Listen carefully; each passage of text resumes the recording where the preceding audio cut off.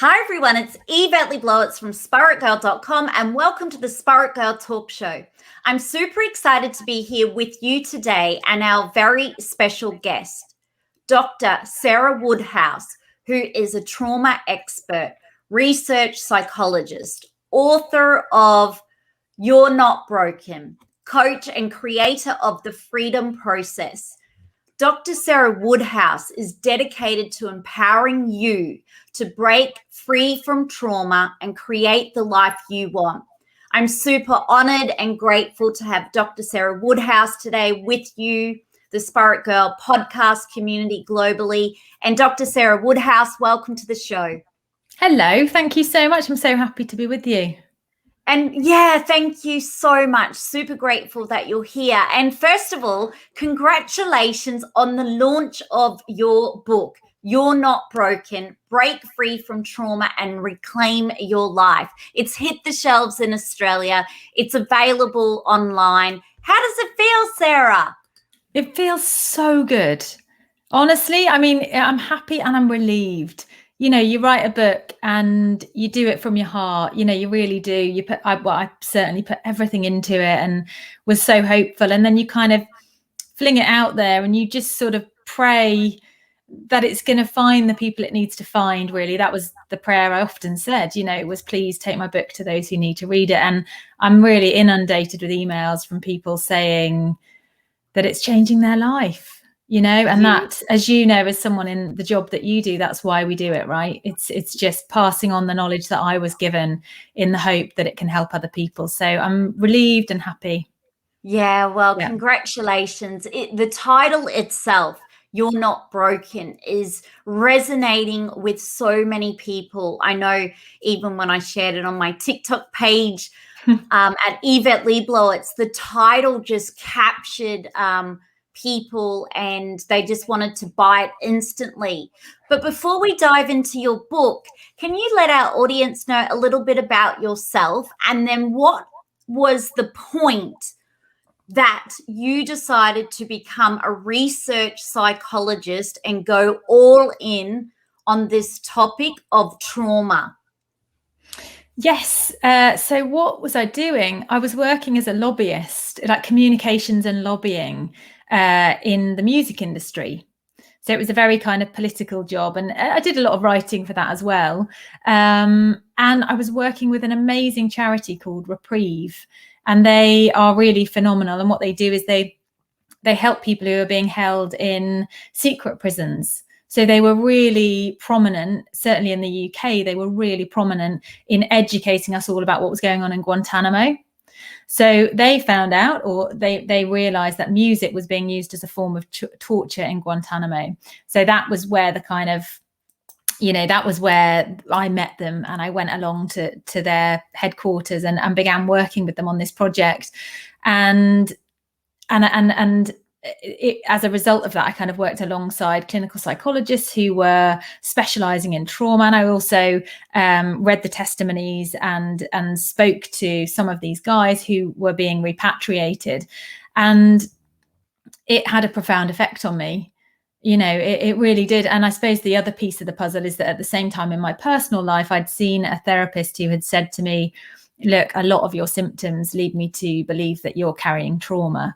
And I absolutely wasn't ready to go there. I must have been probably about 23 and I just kind of put my fingers in my ears and ran the other way.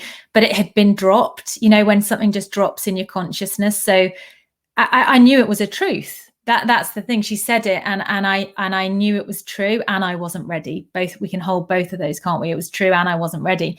So that was going on personally. And then professionally, I was working with these incredible psychologists. So within about 3 months, I would say, I handed in my notice within this music industry body. I approached the University of Sussex to retrain in psychology. So I did an experimental psychology master's and then, you know, began training in researching trauma. So that's how it all began, really. Wow. What an incredible journey. And obviously you learnt so much hands-on even prior to studying psychology and researching everything to do with trauma. But for someone tuning in, we hear the word trauma thrown around a lot on, TV and on the news, especially when it comes to COVID-19. There's going to be a lot of trauma coming from it. Just even at the moment, people are feeling quite traumatized, even looking at footage on the news about what's happening in India, which has been so heartbreaking to see human suffering over the last year. But what is trauma? Trauma is a reaction. So it's a reaction to any experience. And that can include vicariously, so observing someone else's trauma. I would like to say that. So it can be extremely traumatic viewing images like that, as you've just highlighted. So it's any experience that makes us feel overwhelmed, threatened, and out of control. And of course, that big, those big severe experiences that when I say the word trauma, we all think of course, that can lead to that reaction, right? But it also draws attention to the fact that there are all of these other kinds of experiences, commonplace, everyday experiences in relationships, everyday slips and falls, routine medical procedures, you name it, they're all over here. And they can also lead to us feeling overwhelmed, threatened, and out of control. And the key piece really is that that's especially true in children. So that's something that we now know, because if you think about what it's like to be a child, how easy is it to feel overwhelmed? How quickly do we feel threatened? How, intensely can we feel sort of out of control and powerless? So that's the definition that I use. And I use those words because they're really human. What's going on under the surface, of course, is that our fight, flight, freeze response, our survival mechanism, so that response has been triggered. So underneath that sensations that we're experiencing, our body's just been flooded with hormones, arousal hormones in particular. So they're kind of the things we spot, but underneath it, it's the fight flight response. Okay. So here's an example, Sarah. Like I obviously, when I was younger, I think about 16, was on a accident site initially with the first responders, but it was my sister who had a terrible accident. She was pinned in the vehicle. And later on that evening, I had to go around and tell my family members that she'd been in an accident.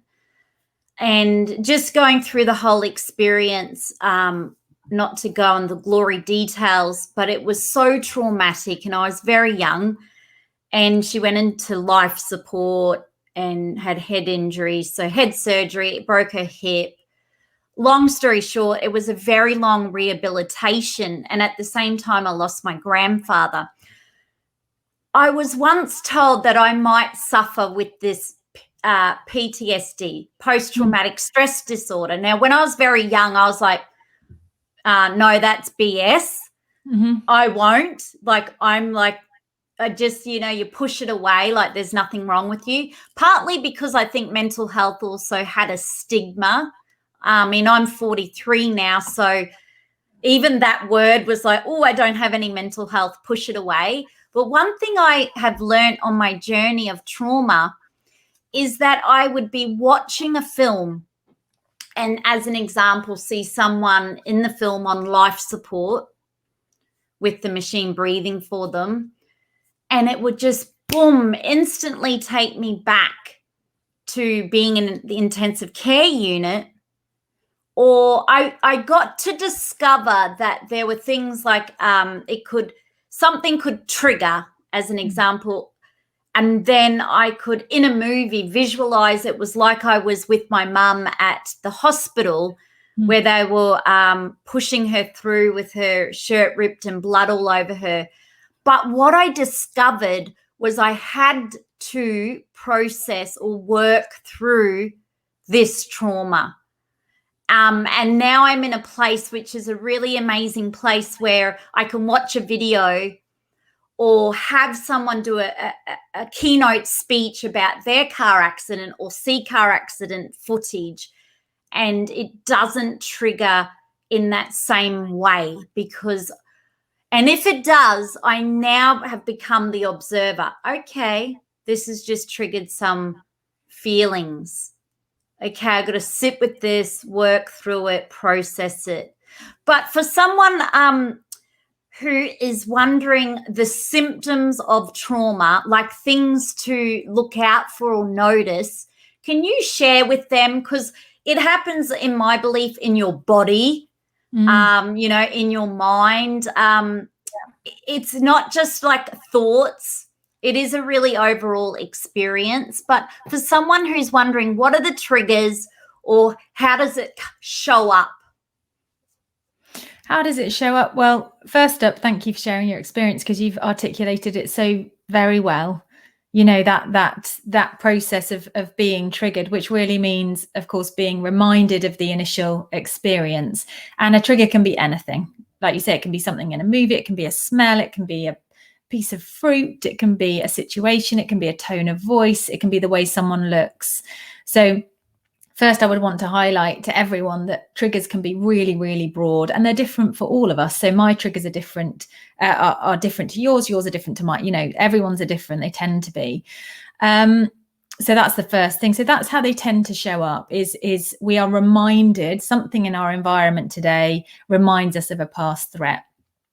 There are quite complicated reasons why that triggering process happens, and it's all to do with memory. So a traumatic memory, or at the time of the trauma, our memory of the experience actually isn't processed. So the way I like to explain it is that we've got this autobiographical memory, and most of our memories are slotted nicely in there, but the trauma memory isn't. So it's somewhere it shouldn't be. And almost like bits of it are sort of in your body because they might be attached to a pain. Bits of it are attached to a thought. Bits of it are an emotion. Parts of it are sensory. So something might be a smell or a sight or whatever. It might be a random word. So it's almost like this disparate spread of information. And that's why it's so easily triggered, because most of our memories, we can think, right, I'm going to think about my birthday a few weeks ago, and I'm going to think about that, and I'm going to retrieve the information, and then I'm going to think about it. Trauma memories don't work like that. When we go to retrieve them, they're not really there. They're almost foggy, but we do experience them. We experience them when they're triggered. So it's this very odd process that we have to accept. It's a phenomenal process, really. But the more you understand about it, as you say, the more you can recognize when you're triggered. And then you can, as you say, I love that word, you can be the observer. And that's really when you pull in this part of the brain, the prefrontal cortex, and you can begin taking back control. And that's really what it's all about. So in terms of when they show up, it's whenever you're reminded of a past threat and a past trauma. And I would encourage anyone, if you are having these sort of intense, repetitive emotional reactions, maybe you're often feeling overwhelmed with shame or anger or fear, or perhaps it's cognitive. There are other symptoms. So perhaps you're often you're feeling like a failure, your inner critic, or sort of you've got that whirling worry and anxiety. Or it might be behavioral even. So you might find that you're compulsively eating, compulsively spending, compulsively being busy, compulsively cooking. Take the word compulsive and add any ending that you want. They're the three categories we're looking for. It's the physical and emotional stuff, it's the cognitive stuff, and it's the behavioral stuff. So I would really, that's how it shows up, and I would encourage anyone, if they are experiencing these intense things repetitively, I would ask them to consider the idea that it's part of a reaction to something that happened a long time ago. Yeah, wow, you just shared that beautifully. Thank you, Sarah. I want to ask, we've got so much going on. The last year has been intense with the global pandemic, COVID.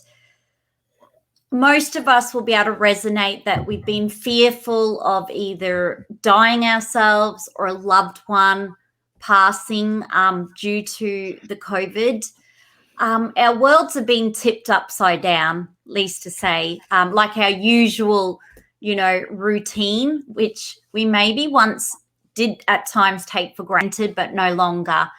But we have a lot of fear. And obviously, so many people are going through different types of trauma. We've had people lose a loved one during COVID. We've still got people, as an example, being diagnosed with life-threatening illnesses like cancer, I even know on Sunday when I had to take a phone call about my mum who's elderly in aged care and been in hospital with pneumonia, which is still life-threatening, that to receive another phone call to say that she could have endometriosis cancer, and at her age it's inoperable because she can't have major surgery. What I noticed, which happened to me, and I'll get you to shed more light on this and our listeners may be able to resonate, was that I wanted to run. I literally wanted to go and get my earphones on and run, block everything out. I was so stressed out like this. And then what I noticed was my mind, if someone was like jumping like here and there, you'll have to go to the podcast YouTube channel to see what I'm saying, but my whole mind was scattered, thought to thought. It was jumping around, and it couldn't process the next steps. But what I did was I learned not to run. I learned to sit on my yoga mat, and as uncomfortable as it was, I had to feel into how I was feeling. It was uncomfortable. It was horrible. I sobbed. I cried. Like every emotion came up of losing my mum, or it was so overwhelming, so stressful, so uncertain.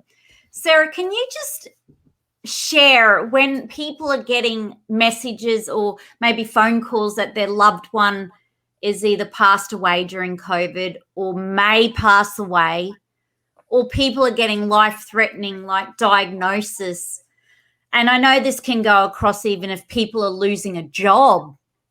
Absolutely. You know, but what are some things we can do just to help, I guess, weather the chaos and storm that's happening? I just want to say thank you for your articulateness. You know, the way that you have just described it is what I would, you have really very well articulated the trauma response, which is that it begins in the body. It's very physical, very emotional, but that the flood of hormones, of course, affects our mind. So our thoughts are just going to whirl and whirl and whirl. And our old beliefs are likely to be triggered as well, along with that process. And behaviorally, we're going to try and avoid. So that's what we're going to do. Each in our own way, we're going to try and run. For most of us, it won't be literal running. It might be cleaning the shower. It could be, tidying the house. It could be working, sort of obsessively working, anything to avoid the feeling because they're too painful. And therein lies the answer. That's the truth. If we want to stay out of, if we don't want to get locked into that cyclical trauma response, we need to do what we can, and it's very individual in terms of our capacity to do this, and very often we need support around us when we do it, I would say, but being with our feelings as much as we can rather than running. It's pausing, acknowledging them, naming them. I've been triggered, so I'm feeling afraid, or I'm feeling anxious, whatever it might be, giving it a name, hearing your body, honoring your feelings, and just allowing them to do what they need to do. And I would caveat that with, it's taken me a long time to be able to do that on my own because of the trauma that I carried. And way back when I was much younger, I really needed someone next to me to help me do that and help me feel safe enough to do that. Yeah, I agree. There's no way, like if I was my 18 version or 21, that I could weather this storm on its own. At 43, I'm getting better at it, I would hope, but that's purely because of mindfulness meditation and yoga, which allows you to sit with discomfort. But I can't help think, like, for anyone who's not doing the body-mind connection work, it's going to be a really important part moving forward with this traumatic period of COVID. Now, Sarah, the other thing, when it comes to your mind, when when bad things are happening or negative situations or negative events, your mind, from what I've observed, likes to tell you every worst case scenario it can possibly think about. Like, so do we have to catch ourselves going, that's just my mind thinking of 1,000,001 worst case scenarios, but what if none of that happened and it's going to be okay? Can you explain with trauma, mind triggering, why we can get into this whirl of just everything's bad, everything's going to be bad, this is going to go down bad kind of thoughts? Yeah, I mean, the context is important, and the context is threat. So the fight, flight, freeze response happens because we feel threatened. So the context we are operating in, the context we're thinking in, is threat. Our amygdala has set off this incredible reaction within our body. So that's the first thing. Our thoughts are, you understand what I mean, don't you? They're not operating in a lovely, comfy, safe, snuggly space. They're operating within a sense of threat, physically, emotionally, and everything else. And then, of course, there's that flood of hormones, that just courses through our mind. They're arousal hormones. They're there to get things to go faster and quicker. That's what we need to remember. So the hormones that are pumping through our mind are going to make our thoughts race.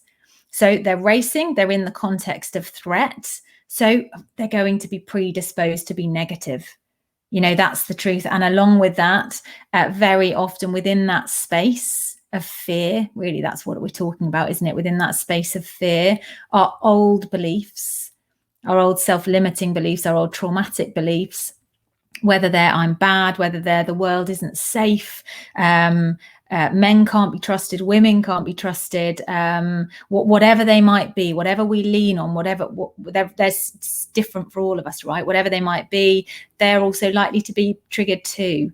So you've got the context of threat and fear, you've got all that adrenaline, and then you've got these old beliefs popping up that then will sort of cement us and lock us into this form of thinking, which is a trauma response. And that's what I urge people to recognize, is that the thinking itself is part of the trauma response. And we're only just really beginning to acknowledge that. So the worst thing we can do when we've been triggered is believe our thoughts. We have to respond as we do with everything, which is with compassion. That the first response is always to lead with compassion and love, because the thoughts are spiraling because we're afraid. So if you speak to that fear with harshness and judgment, you're going to add fear. So what we need to do to pull it back and calm that response is calm ourselves, is speak to ourselves compassionately and with love. Okay, I see you're frightened. I get it. It's almost like we speak to them like they're a small child and kind of try and put them to bed. And there are lots of different techniques that I use personally to do that. One, if there are just kind of random thoughts, random fears that keep popping up, one that I really like to do is I because it's so important we acknowledge the fear. Because it's maladaptive. What we don't want to do is just push it away. So we must always acknowledge first. Don't just run the other way. That's part of the trauma. Don't push it away. See it. Okay, you're afraid. I don't know what it might be. You're afraid that you're not going to get the job interview, whatever that might be. You're afraid. I get it. We're not going to think about that right now. I'm going to come back to that later. And we just pop it over there in a little box. And it's almost like you've acknowledged it. You've acknowledged that inner child that's been triggered, and you've popped it over there. And it does this it's really powerful cognitively. I find it works so well for me. And of course, ultimately, when you kind of come to look at it, like very often you just forget about it, or B, if you do come to look at it at a different time when you're not triggered and you haven't got all of that fear and all those arousal hormones, when you re-look at that fear, you realize it wasn't real, or you find an adult and an appropriate way through it. So I suppose what I'm saying is really this space of this triggered space isn't one to be taking our thoughts seriously. or making decisions. What we need to do first and foremost is make ourselves feel safe and held and calm. And once you've come back to the body and all those hormones have stopped racing, then maybe we revisit whatever it was that we needed to think about or thought we needed to think about. Wow. That's incredible, Sarah. So we're really speaking to ourself, our inner self, with compassion, and then understanding it's a traumatic, it's part of trauma, the experience of the racing, the thoughts, the wanting to run out, just get away, avoidance, whether that's numb your feelings with alcohol or eat bucket loads of ice cream and family-sized chocolate bars, like to sort of distract you, but instead sit with it, be kind, self-compassion, and like you said, don't take your thoughts seriously during that trigger phase and stage. So that's really great advice, because I feel with COVID-19, I've never seen the levels of trauma to this extent. Like, we had always seen trauma, sadly, with war-torn countries and poverty, and different countries have always had their systemic traumatic heritage. But with the COVID-19, this level of trauma is heightened. In your work, you do a lot of research. You have for so long in trauma. What are you seeing at the moment when you think about the last year, and what do you think people might need more help with moving forward? I suppose, the thing that really jumps out as a concern to me, and I'm sure anyone that works in mental health, not just trauma, is the impact of isolation. We are social creatures, and everything within trauma research is teaching us that we need other people to help us regulate. That's a critical part of it, is if my system is dysregulated, and by that I mean, so if I've gone into fight, flight, freeze, if I'm just, my system is just boom, boom, boom. If I am with someone who is regulated, so they are grounded and they're calm and their system is operating in the way we would like, their regulated system will help me regulate. Okay, so we are social creatures, and we need other people, and that's great. It's great, and it's true that we need other people. So this image, sometimes I do feel, I suppose, so concerned when I imagine particularly people that are living on their own, that don't have support, actual physical support around them. You can do it on Zoom. I know many somatic practitioners who help their clients regulate via Zoom. It's possible. But of course, what we want is for people to have strong support networks to help them regulate, to help them have people to voice their feelings to. As I just said, trauma wants us to run in the opposite direction. We need to find ways to voice our feelings. We need people to voice them too.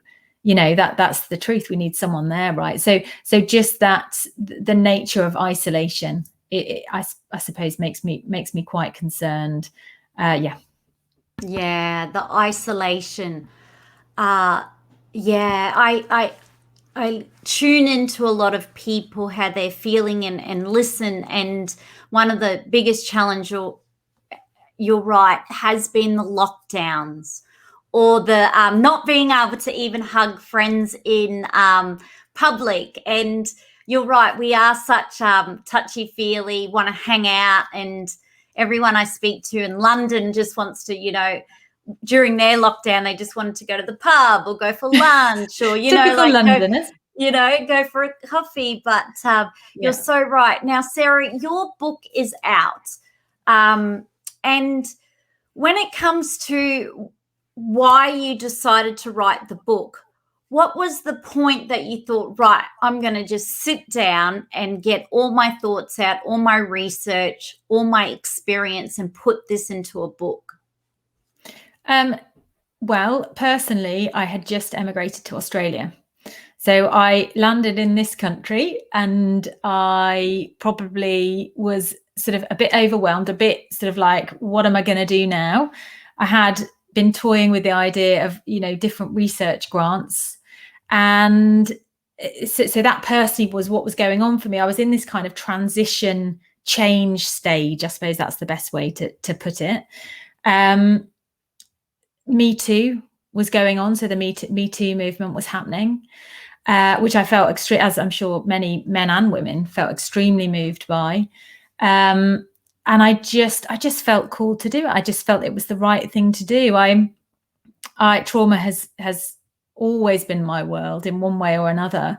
And I am very acutely aware of the fact that many of the trauma texts are really quite heavy. And I feel like they speak to a certain type of person. And they're incredible texts. I mean, they've helped me heal. These are wonderful texts written by incredible people, but nonetheless, they can be a little bit inaccessible. So as I sat down to write, seeing the Me Too movement going on and myself being in a sort of transition stage, I wanted to write something that everyone could read. That was just, and every page and every edit, it came back to that. And when I was working with the editor, it was like, yes, but will everyone understand what I'm saying? Like, just simplify. If the moment there was even a whiff of like academicness or, complications, it was pulled out and we rephrased it. So that was my dearest hope for the book, was that I would be able to communicate in such a way that these ideas, that incredible ideas, would be able to be accessible to everyone. That's what I tried to do. Yeah, well, you did an incredible job, because it's super easy to read. Everybody knows I always proudly say that I grew up with being dyslexic and still struggle, I think, but I put my mind to it, or brain to it. And I love to pick up books that are super easy to read. Really, just when it's easy to read, it's way more enjoyable and you're not struggling. And I always say to people, just read even one page, maybe two, you'll get through the book eventually. But congratulations on all of the work that you have done to get the book to a place where anybody can pick it up and read it.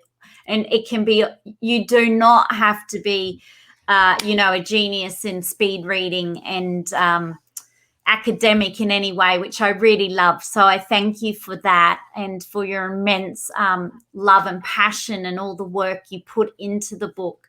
And just seeing people read it and seeing it help so many is, it must be such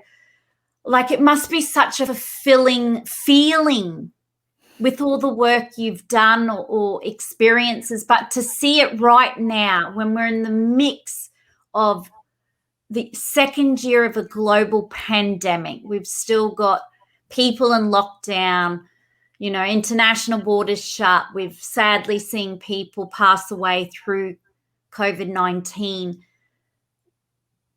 How do you feel when you can just be helping so many people globally? I feel overwhelmed, I suppose. I feel grateful. To be honest, this is a very personal thing to say, I don't take too much credit for it. I believe that, it's knowledge that was passed on to me, and I'm rephrasing it and, I'm putting it out there. I also have a strong faith. So I just in terms of that, I don't take a huge amount of credit. I think they were words that needed to be said, and I'm grateful for the opportunity to be the person that said them. And I feel hopeful. You put your book out there and you just hope that it's going to connect with people's hearts. And I'm inundated with emails from people saying that the books changed their lives, their life. And every single email I appreciate, and it lands and I feel it, because that's what I wanted. That's why I wrote it. So I'm hopeful, and I hope it continues to find the people that need it. Lovely, lovely. Now, Sarah, one of the things when it comes to trauma is if we share our story, no matter how embarrassed we are and how ashamed we are, that can help, can't it? Where other people can then open up and share their story. And also then we aren't suffering in silence. But with all of your research, why is the power of sharing our story as hard and uncomfortable, and it really makes us so vulnerable? It's not easy for traumatic stories of any kind to be shared because they're so individual, so unique, so personal. But why is the power of sharing our story so important? I suppose two things come to mind when you say that. The first is that our feelings need to be released. That's what all this is about. That's what all healing is about. It's about processing and releasing the feelings, and you can do that somatically. So I mean, in the body, you can. What I mean is, you can kind of follow the physical symptoms and the sensations, whether they're anxiety, whether there's an actual condition or a pain there, and you can kind of release through the body and feel the feelings in the body. You can release cognitively, i.e. you can talk about it, of course, and you can write about it. There are lots of different ways to do it, but of course sharing our story is a form of processing. It's a form of release as we talk about our feelings. So that's the first thing I would say. The next is shame can only exist in silence. If to anyone listening, if they carry shame about any aspect of their life or their feelings, I hope that lands. I hope that they hear it. It can only exist in silence. If you speak it, it will go. It will lessen. And the more you speak it, it will go. It's really powerful. And over the years, I have seen that to be true time and time and time again. So it's really important. I would always kind of caveat this whole thing with I do not believe that anyone needs to speak the details of their trauma. It's absolutely not necessary. It can actually be really re-traumatizing. That's just the truth of it. So it's not that you need to retell a lived experience. It's more important that you talk about the feelings that you have had during the experience and after. So you can name it. You can just say something happened or this happened. The event can be captured in a sentence, and then the rest of the conversation can be about your feelings. It's the feelings that matter, not the detail. That's really what I would encourage people to understand. Wow. So it's the feelings that matter, but not the details. Not the detail. That's different. Wow. I'm not talking about within a therapeutic session. Yeah. If you work with a therapist, you might go back. But just in terms of socially, no, none of us need to relive. We don't need to go back. It's not necessary. And it can actually be quite damaging for people, I would say. And I know an awful lot of people who have shared, and then they have felt I would say more too vulnerable afterwards, having overshared. So it's a tricky balance, I would say. And we all as individuals have to find the right balance. Some people are comfortable sharing more. Some people are comfortable sharing less. It doesn't matter. The main thing that matters is that we are looking someone in the eyes and we're sharing we're owning the event. So we're stating that it happened. This happened to me, or this happened around me. This is what happened, and this is how I was feeling. And it's really the feelings that matter. That's really great, because with social media now, everything is so public and people are willing to share their whole life, and then you'll see other people write and who'll just say, I experienced a traumatic experience. They might not go into what exactly it was. They could just say child abuse or sexual abuse and not go into the nitty-gritties, but then obviously how they're feeling. So we focus on the feelings. And Sarah, I'm a big fan of a believer in therapy, especially for traumatic events and things like this. I've worked with psychologists in the past, even when I was having to overcome, which I didn't even know I had, but shame and trauma around being, my dad's Aboriginal. So I grew up with a lot of shame about being Aboriginal, just because of things that people would say about the culture. I didn't realize shame was part of trauma. I had no idea. I just thought it was being embarrassed. I know. I think it's one of the big learnings. And I think actually that's a feedback I've had about the book, is just lifting the lid on that.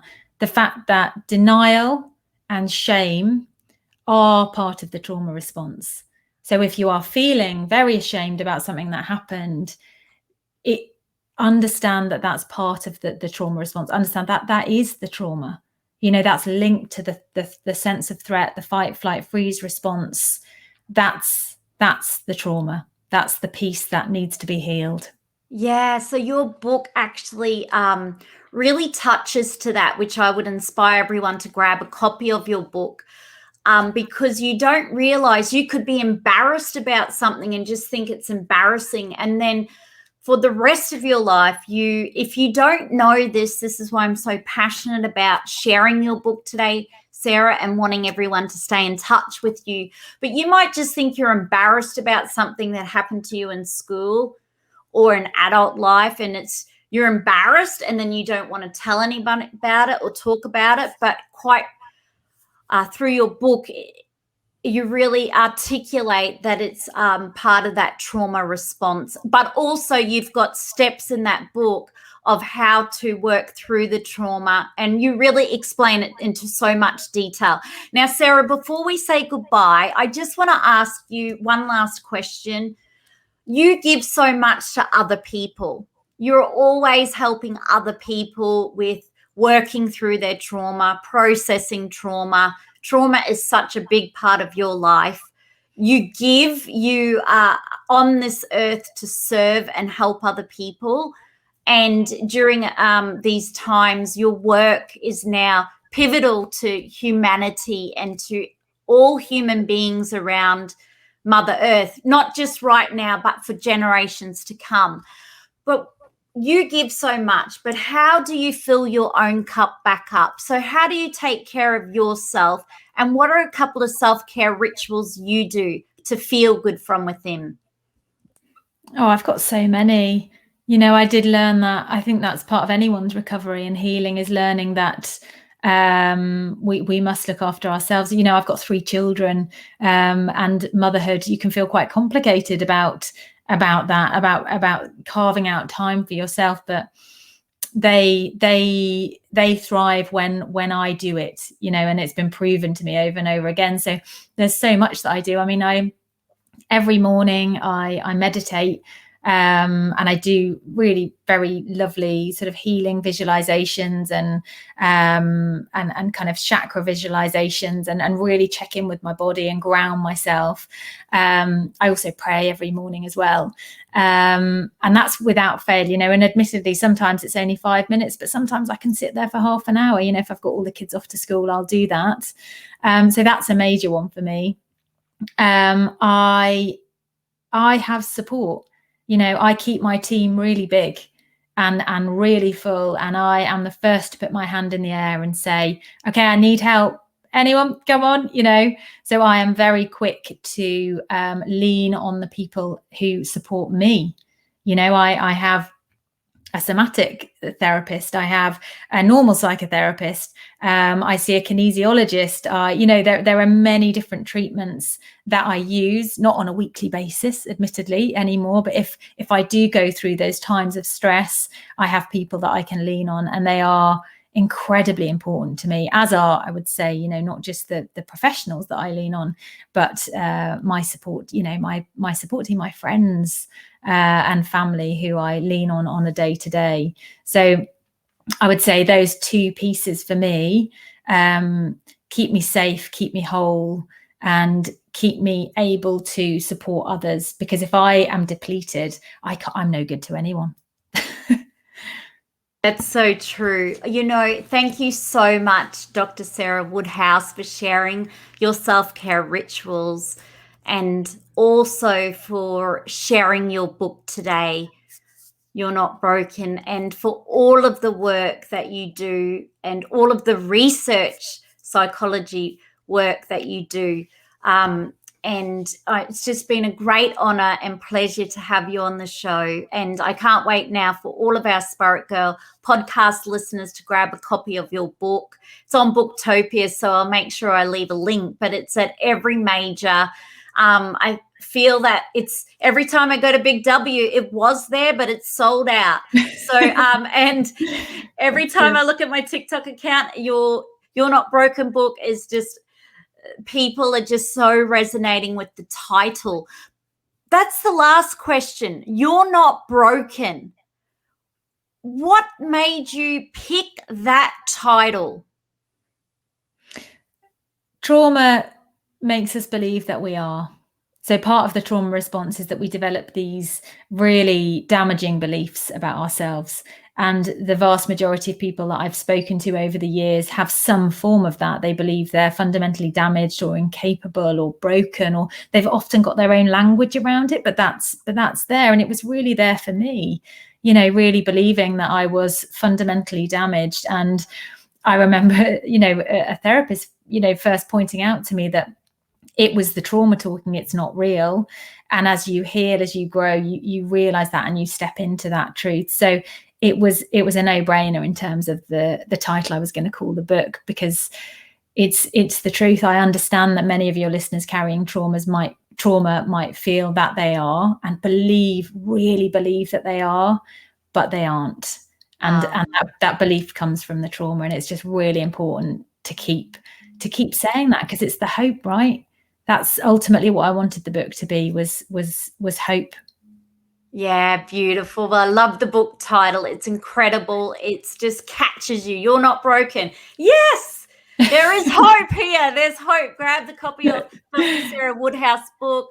Now, Sarah, we'll say goodbye to you. Thank you again for being on the Spirit Girl podcast show. I can't wait to have you on again in the future.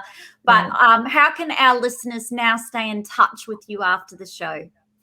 My website is probably the easiest. So it's www.sarahwoodhouse.com. But I'm on social media as well. So I think I'm at the Sarah Woodhouse on Instagram and also Facebook. And I'm at SN_Woodhouse on Twitter. So yes, you can find me there, and I'd love to connect. Yeah, well, we'll say goodbye to you now, Dr. Sarah Woodhouse, and we would love to connect with you after the show. You're an incredible human being, spiritual being, a woman on a mission to help others to feel good from within and to empower them with the hope you're not broken, and to work through their trauma and to create and reclaim the life they want. So thank you again. We'll say goodbye to Dr. Sarah Woodhouse. Bye. And be sure to subscribe to the Spirit Girl Talk Show podcast, to leave a rating and review, and to tell someone you love to. And together, let's feel good from within. Bye for now.